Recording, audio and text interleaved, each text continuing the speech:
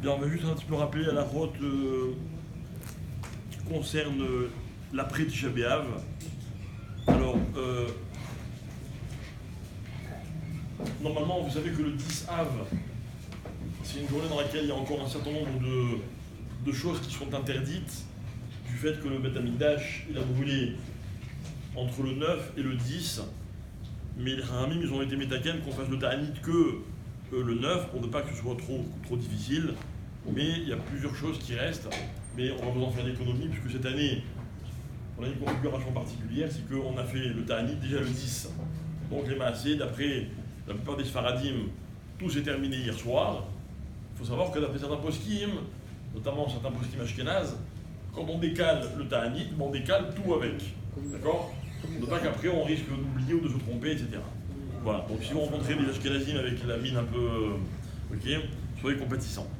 Maintenant, on a déjà vu rapidement hier, mais je voudrais un petit peu le redire, que les Chachamim ont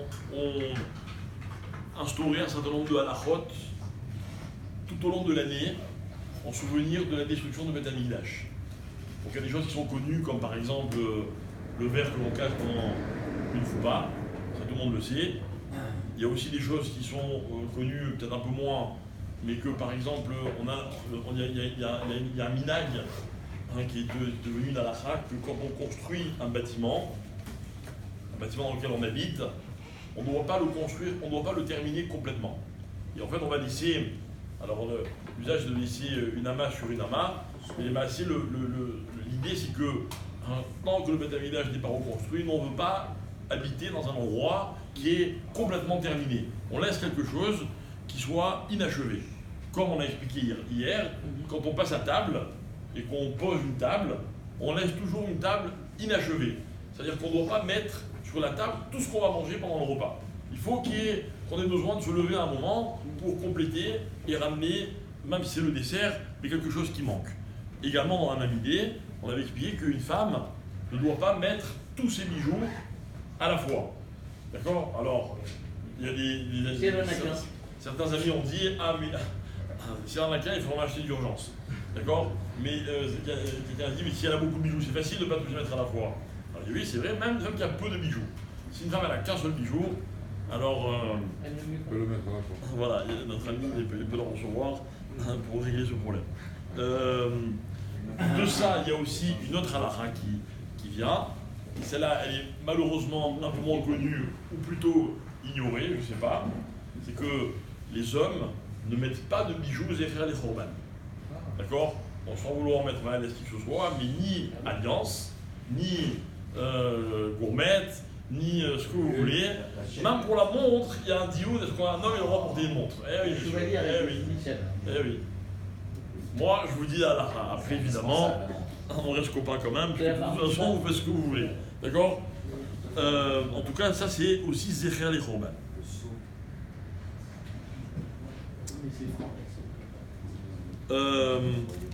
Si je loue une maison, je ne suis pas obligé de casser un endroit pour dire ah Zecher les Chorban, je ne suis pas obligé, d'accord? Mais normalement le propriétaire, si c'est le joueur juif, lui il a l'obligation.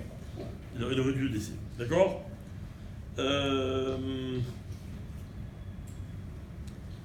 Alors comment est-ce que je peux encore un peu vous embêter ce matin? Musique. Hein? Ah, on va y revenir à la musique. Musique, c'est vrai, c'est fini, on peut le mettre là. Ah ouais. Alors on a expliqué que en souvenir du Beth Amikdash, les Chachamim ils ont également institué qu'on ne doit pas participer à une simcha qui n'est pas simcha shel mitzvah. D'accord? Donc toute joie qui n'a pas pour raison d'être une mitzvah, comme un mariage, une bar mitzvah, un sioum, une brit milah, ce que vous voulez, ok, on n'a pas droit de se réjouir pour se réjouir. D'accord? Imaginez quelqu'un, il adore danser, il va d'abord dire tiens, où est-ce que je peux aller danser ce soir? Il y a pas mal de raisons pour lesquelles c'est un problème aussi, mais notamment à cause du Chorban. Ok, on ne fait pas une simcha qui n'est pas simcha chez le mitzvah. D'accord? Maintenant, quelqu'un qui a beaucoup dansé, au prochain, il habite à Jérusalem, il peut se balader, il y aura toujours un mariage quelque part, auquel il sera le bienvenu pour danser. Oui? Manger avec la musique, c'est pas bon. Ah oui, bravo, notre ami nous rappelle qu'on a expliqué aussi qu'on ne doit pas manger en musique. on ne doit pas manger en musique. D'accord? Et si jamais il se trouve qu'on écoute de la musique en mangeant, alors il faut faire au moins attention à ce que tout le repas ne soit pas en musique. D'accord? Genre, de temps en temps, un peu de musique, ça peut passer, mais pas tout le repas dans la musique. D'accord? Zechra les Roman. Manger avec du pain. C'est un repas complet. Un repas, quoi. Ouais. Si vous êtes couvert à Soumnage ou du Maisonnat, c'est pareil. Ok?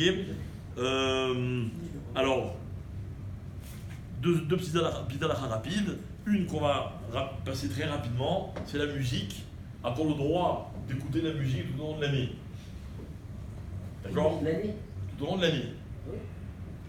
Il faut savoir qu'il y a des possibles qui disent que non. Que Zecher les Choban, par exemple, imaginez quelqu'un, il adore la musique. D'accord?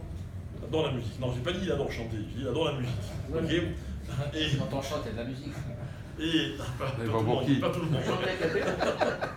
Les Et religieux. il y en a, non, par contre, il y en a, c'est une mitzvah qui chante, Zecher les Choban. Ça c'est des cas à part, ok? Exactement, ça rappelle la musique. Maintenant, quelqu'un qui adore la musique, quand il écoute la musique, quand il écoute la musique, ok, ça lui provoque une vraie joie. Oui. Eh ben, si on n'a pas le droit de faire une simcha, qui n'est pas. C'est bien tous les Shabbats, on peut le faire. J'ai parlé de musique, j'ai pas parlé de chanson. Ah oui, Musique avec des instruments de musique. Non, D'accord? pas Shabbat. Il y a toutes sortes d'usages, de gens qui mettent pas, par exemple, qui mettent pas tous les. Imaginez un orchestre, on peut mettre plein de musiciens. On va dire, ok, alors on ne met pas tous les musiciens, justement, pareil, comme quelque chose d'inachevé.